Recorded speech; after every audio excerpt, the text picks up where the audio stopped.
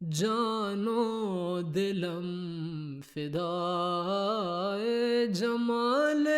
محمد است، خاکم نثار کوچہ آل محمد است، آل محمد است۔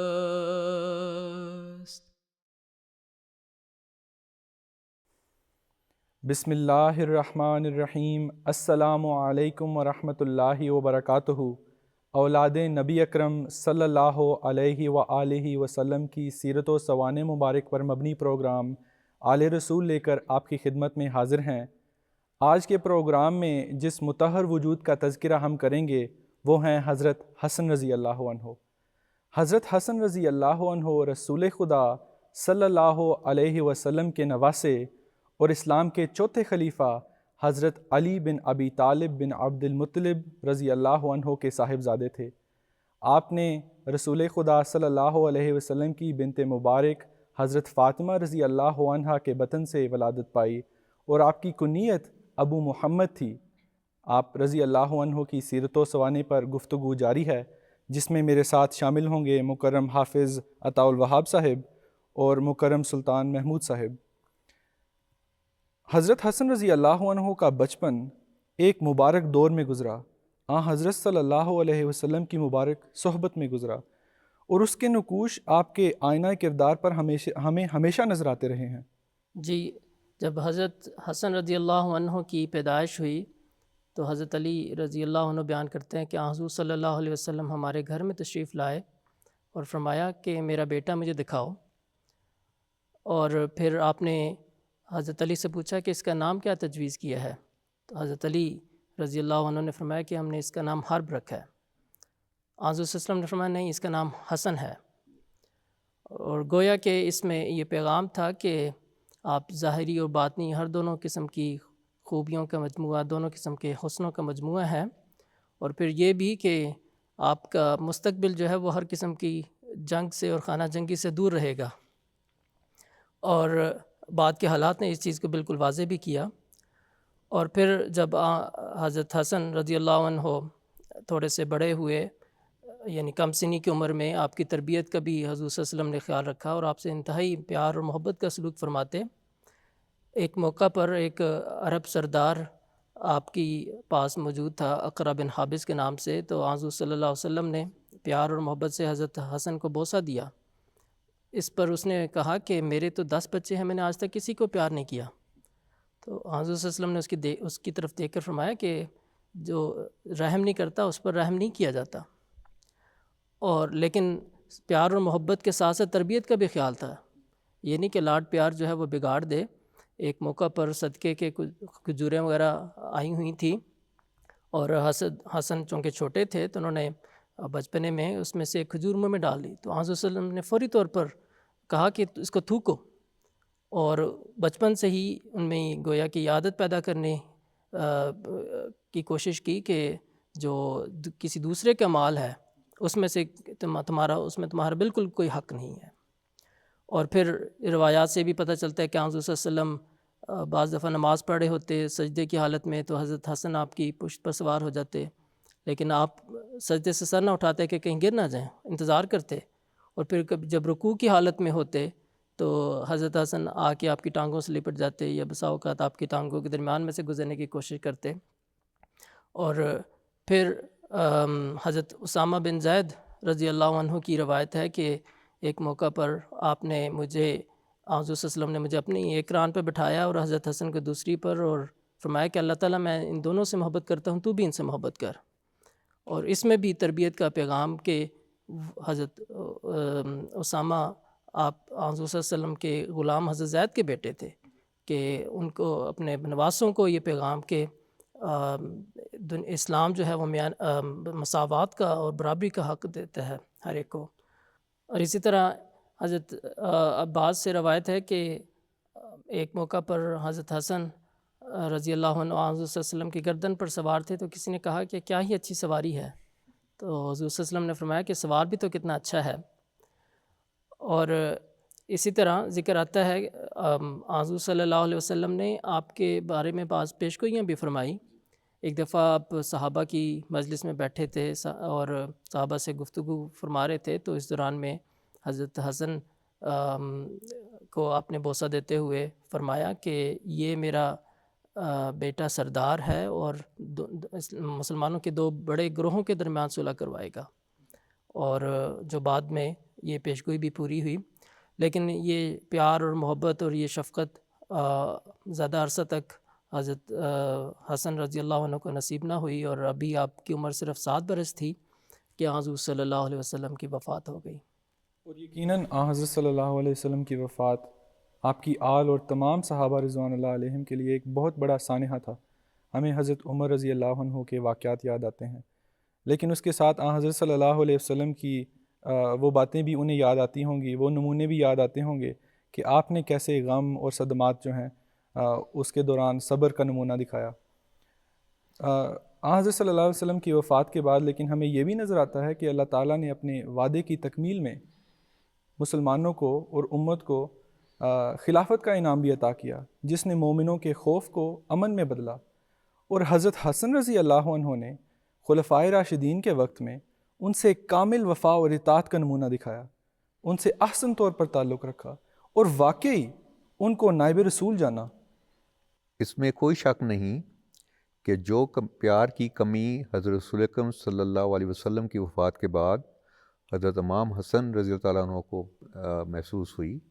اس کمی کو پورا کرنے کے لیے حضرت رسول اکرم صلی اللہ علیہ وسلم کے خلفائے راشدین نے بھرپور کوشش کی. حضرت ابو بکر صدیق رضی اللہ تعالیٰ عنہ کے زمانے کی بات ہے، اور حضرت رسول اکرم صلی اللہ علیہ وسلم کی وفات کے چند روز بعد کی بات ہے کہ وہ حضرت علی رضی اللہ تعالیٰ عنہ کے ساتھ عصر کی نماز کے بعد باہر جا رہے تھے، اور انہوں نے حضرت امام حسن رضی اللہ تعالیٰ عنہ کو بچوں کے ساتھ کھیلتے ہوئے دیکھا، تو انہوں نے ان کو اپنے کندھے پہ بٹھا لیا، اور ساتھ ہی انہوں نے فرمایا کہ حسن علی سے حسن کی حضرت صلی اللہ علیہ وسلم سے حسن کی مشابہت علی سے زیادہ ہے، اور اس پہ حضرت علی مسکراتے رہے. اسی طرح حضرت عمر رضی اللہ تعالیٰ عنہ کے دور میں بھی انہوں نے بھی حضرت حسن رضی اللہ تعالیٰ عنہ کے ساتھ پیار اور شفقت کا سلوک کیا، اور انہوں نے ان کے لیے 5000 درہم وظیفہ مقرر کیا. اپنی کم سنی کی عمر کے باوجود حضرت حسن رضی اللہ تعالیٰ عنہ حضرت عثمان رضی اللہ تعالیٰ عنہ کے دور خلافت میں بھی جو بھی ان کے بس میں خدمت تھی خلافت کی اور اسلام کی، وہ کرتے رہے. اور جب حضرت عثمان رضی اللہ تعالیٰ عنہ اپنی خلافت کے آخری دور میں محصور تھے، تو اس وقت حضرت علی رضی اللہ تعالیٰ عنہ نے اپنے دونوں بیٹوں حضرت حسن اور حضرت حسین رضی اللہ تعالیٰ عنہ کو ان کی حفاظت کے لیے ان کے گھر بھیجا، اور ان کی حفاظت اسی دوران میں ان کی حفاظت کے دوران میں ہی حضرت حسن زخمی بھی ہوئے. اور حضرت قتادہ کی روایت ہے کہ انہوں نے حضرت حسن کو حضرت علی کے گھر سے باہر زخمی حالت میں آتے ہوئے حضرت عثمان رضی اللہ تعالیٰ عنہ کے گھر سے زخمی حالت میں باہر آتے ہوئے دیکھا. اپنے والد بزرگوار والد حضرت علی رضی اللہ تعالیٰ عنہ کے دور خلافت میں بھی انہوں نے بھرپور خدمت کی اسلام کی، اور حضرت علی رضی اللہ تعالیٰ عنہ نے ان کو کچھ انتظامی امور کے بارے میں ذمہ داریاں بھی دیں. پھر 27 رمضان 40 ہجری میں وہ دردناک واقعہ پیش آیا جب حضرت علی رضی اللہ عنہ کی شہادت ہوئی. اس کے بعد لوگوں نے اصرار کیا کہ حضرت حسن رضی اللہ عنہ کی بیعت لیں، تو اس پر حضرت حسن رضی اللہ عنہ نے فرمایا کہ بیعت کی شرط یہ ہوگی کہ جس سے میں صلح کروں گا اس سے تمہاری صلح ہوگی، اور جس سے میری جنگ ہوگی اس سے تمہاری جنگ ہوگی. گویا یہ بیعت علی الصلح تھی. اور واقعہ یوں ہے کہ اگر اس وقت حضرت حسن رضی اللہ عنہ وحدت قومی اور صلح کی خاطر بیعت نہ لیتے تو جنگ اور خون ریزی کی وجہ سے امت کا شیرازہ پارا پارا ہو جاتا. الغرض یہ جو بیعت تھی صلح پر، اس نے اسلامی علاقوں میں امن قائم کیا. اور پھر جیسا کہ آپ نے پہلے بھی اس کا ذکر کیا ہے، حضرت صلی اللہ علیہ وسلم کی وہ مبارک پیشگوئی بھی آپ کے حق میں پوری ہوئی کہ میرا یہ بیٹا سردار ہوگا اور 2 عظیم گروہوں میں صلح کروائے گا. چنانچہ جب مصالحت کا باقاعدہ آغاز ہوتا ہے تو حضرت حسن رضی اللہ عنہ نے امیر معاویہ کو خط لکھا کہ میری امارت اور حکومت میں آپ کے حوالے کرتا ہوں، لیکن شرط یہ ہوگی کہ جو حضرت علی رضی اللہ عنہ کے زمانہ خلافت میں ہونے والی جنگیں ہیں ان کے تعلق میں مدینہ، حجاز اور عراق کے لوگوں کے خلاف کوئی انتقامی کارروائی نہیں کی جائے گی۔ اس پر امیر معاویہ بھی خوش ہوئے، اور اس طرح امیر معاویہ اور حضرت حسن رضی اللہ عنہ کے مابین یہ صلح پیش آئی، اور اس سے حضرت صلی اللہ علیہ وسلم کی وہ عظیم پیش گوئی بھی پوری ہوئی جو حضرت حسن رضی اللہ عنہ کے حق میں آپ نے بچپن میں کی تھی۔ جی، اور اس سے یہ بھی پتہ چلتا ہے کہ آپ نے سرداری کو چھوڑا اور حضرت صلی اللہ علیہ وسلم نے آپ کو سردار کا لقب عطا فرمایا، اور اس واقعہ کا حضرت مسیح موعود علیہ السلام نے بھی بڑے پیارے الفاظ میں ذکر فرمایا ہے۔ حضرت مسیح موعود علیہ السلام فرماتے ہیں، حضرت حسن میں بھی 2 ہی صلحیں تھیں، ایک صلح تو انہوں نے حضرت امیر معاویہ کے ساتھ کر لی، دوسری صحابہ کی باہم صلح کروا دی۔ پھر ایک اور موقع پر فرمایا، حضرت حسن رضی اللہ عنہ نے میری دانش میں بہت اچھا کام کیا کہ خلافت سے الگ ہو گئے، پہلے ہی ہزاروں خون ہو چکے تھے، انہوں نے پسند نہ کیا کہ اور خون ہوں، اس لیے معاویہ سے گزارا لے لیا، چونکہ حضرت حسن رضی اللہ عنہ کے اس فعل سے شیعہ پر زد ہوتی ہے، اس لیے امام حسن پر پورے راضی نہیں ہوئے۔ ہم تو دونوں کے ثناءخواں ہیں، اصلی بات یہ ہے کہ ہر شخص کے جدا جدا قوا معلوم ہوتے ہیں۔ حضرت امام حسن رضی اللہ عنہ نے پسند نہ کیا کہ مسلمانوں میں خانہ جنگی بڑھے اور خون ہو، انہوں نے امن پسندی کو مد نظر رکھا، نیت نیک تھی، انما الاعمال بالنیات۔ اس مصالحت کے بعد حضرت حسن رضی اللہ عنہ 10 سال زندہ رہے، اور اس دوران بعض مخالفین نے کوششیں کیں کہ اس صلح کو ختم کیا جائے اور اکسایا گیا آپ کو امیر معاویہ کے خلاف، لیکن آپ نے ہر بار ان سے یہی کہا کہ تم نے میری بیعت اس بنا پہ کی تھی کہ جس سے میری جنگ ہوگی اسے تمہاری، جس سے میں صلح کروں گا اسے تم صلح کرو گے، تو اب اس صلح پر قائم رہو۔ اور یہ بھی ثابت ہوتا ہے کہ کئی مواقع پر آپ کی حضرت امیر معاویہ سے ملاقاتیں بھی ہوئیں۔ مثلا ایک دفعہ امیر معاویہ کوفہ تشریف لائے، اس کے باہر ایک نخیلا مقام پر لشکر آپ کے لشکر نے پڑاؤ کیا، تو وہاں پر حضرت امام حسن رضی اللہ عنہ بھی جا کر ان سے ملے، اور اس سے پتہ چلتا ہے کہ آپ کے بڑے اچھے ان کے ساتھ مراسم قائم رہے، اور آپ کی 46 سال کی عمر میں وفات ہوئی۔ وفات کے متعلق بھی کئی قسم کی روایات ملتی ہیں، بعض کہتے ہیں کہ آپ کو کسی سازش کے تحت زہر دینے کی کوشش کی گئی، واللہ عالم، لیکن جو قطعی بات ہے وہ یہ کہ آپ پیٹ کی کسی تکلیف کا شکار رہے، جس سے اسہال اور قے کی شکایت بھی رہی، اور تقریباً 40 دن کی علالت کے بعد آپ کی وفات ہوئی۔ اور آپ کی اہل و عیال کے حوالے سے یہ بات ملتی ہے کہ آپ نے 9 شادیاں کیں، اگرچہ بعض نے مبالغہ آرائی سے کام لیا ہے اور آپ کے متعلق بہت زیادہ شادیوں کا ذکر کیا، لیکن جو مستند بات ہے وہ یہ کہ آپ کی 9 شادیاں تھیں، جس سے 8 بیٹے اور 7 بیٹیاں تھیں۔ ان کے نام یہ ہیں: زید بن حسن، ام الحسن، ام الحسین، حسن بن حسن، عمر بن الحسن، قاسم، عبداللہ، عبد الرحمن، حسین بن الحسن، طلحہ، فاطمہ، ام عبداللہ، فاطمہ، ام سلمہ، رقیہ۔ حضرت امام حسن رضی اللہ تعالیٰ عنہ بہت سخی مزاج تھے۔ ابو حشام ایک واقعہ بیان کرتے ہیں کہ وہ بصرہ سے سامان لے کر ان کی خدمت میں حاضر ہوتے تھے، اور حضرت حسن رضی اللہ تعالیٰ عنہ ان سے قیمت کم کروایا کرتے تھے، لیکن ان کی موجودگی ہی میں وہ تمام سامان ضرورت مندوں کو تقسیم کر دیا کرتے تھے۔ اسی طرح جو عفو کا جو معیار تھا، یعنی معاف کرنے کا، وہ بھی ایک عظیم ان کا ایک معیار تھا، اور قرآن مجید کی تعلیم پہ وہ پورا عمل کرنے والوں میں سے تھے۔ جی، عفو کے حوالے سے حضرت مسیح موعود علیہ السلام نے بھی آپ کا ایک واقعہ بیان کیا ہے بڑے خوبصورت الفاظ میں۔ حضور فرماتے ہیں کہ ایک موقع پر ایک غلام چائے کی پیالی آپ کے پاس لے کر آیا تو غلطی سے آپ کے سر پر گر گئی. آپ نے ذرا سخت نظروں سے اس کی طرف دیکھا تو غلام نے سورہ آل عمران کی آیت پڑھی کہ والکاظمین الغیظ،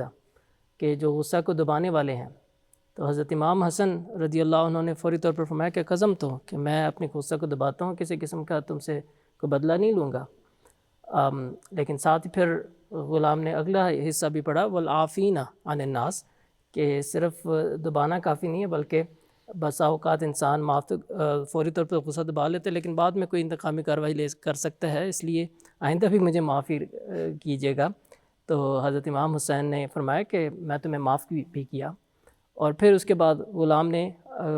قرآن کریم کی اس آیت کا اگلا حصہ پڑھا کہ واللہ یحب المحسنین، کہ اللہ تعالیٰ احسان کرنے والوں سے محبت کرتا ہے. تو حضرت امام حسن رضی اللہ عنہ اس بات سے اتنا متاثر ہوئے اور فرمایا کہ اچھا میں تمہیں آزاد بھی کیا، کہ احسان کا سلوک کرتے ہوئے نہ صرف تمہیں معاف کیا بلکہ تمہیں مکمل طور پر آزادی بھی دیتا ہوں. اس واقعے سے صاف ظاہر ہوتا ہے کہ حضرت امام حسن رضی اللہ تعالیٰ عنہ کس طرح اسلام کی تعلیم پر پوری طرح پابند تھے، اور نہ صرف الفاظ کے ذریعے بلکہ عمل سے بھی وہ ثابت کرتے تھے. اور یہ ایک بڑی عظیم مثال ہے ان کے معاف کرنے کی. جی، پتہ چلتا ہے کہ وہ نہ صرف حضرت صلی اللہ علیہ وسلم کے مشابہ شکل میں تھے بلکہ سیرت میں بھی حضرت صلی اللہ علیہ وسلم کے اوصاف اور اخلاق کریمانہ اپنے اندر سموئے ہوئے تھے. ناظرین کرام، ہم اپنے پروگرام کا اختتام حضرت اقدس مسیح موعود علیہ الصلاۃ والسلام کے ان مبارک الفاظ پر کرتے ہیں جن میں ساری جماعت کے لیے ایک نصیحت بھی ہے. آپ فرماتے ہیں، میں حضرت علی رضی اللہ عنہ اور ان کے دونوں بیٹوں سے محبت کرتا ہوں، اور جو ان کا دشمن ہے میں اس کا دشمن ہوں. پھر فرمایا، حضرت امام حسین اور امام حسن رضی اللہ عنہما خدا کے برگزیدہ اور صاحب کمال اور صاحب عفت اور عصمت اور ائمۃ الہدیٰ تھے، اور وہ بلا شبہ دونوں معنوں کے روح سے حضرت صلی اللہ علیہ وسلم کے آل تھے. اللہم صلی علی محمد وعلی آل محمد وبارک وسلم انک حمید مجید. وآخر دعوانا ان الحمد للہ رب العالمین. السلام علیکم ورحمۃ اللہ وبرکاتہ. جانو دلم فدائے جمال محمد است، خاکم نثار کوچہ آل محمد است. جانو دلم فدائے جمال محمد است، خاکم نثار کوچہ آل محمد است.